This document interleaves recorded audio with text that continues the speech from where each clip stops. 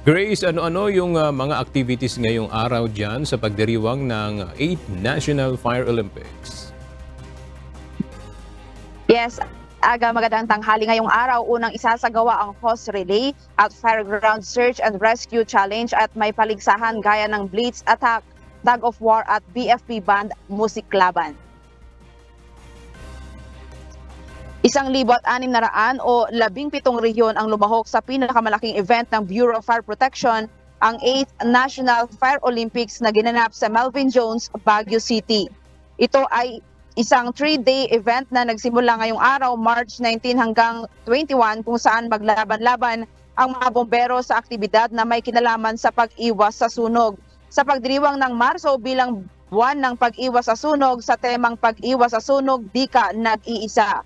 Binigyang diin ng aktibidad ang kahalagahan ng pagkakaisa at pagtutulungan sa pagpapaunlad ng mga komunidad na ligtas sa sunog at lumalaban sa sakuna.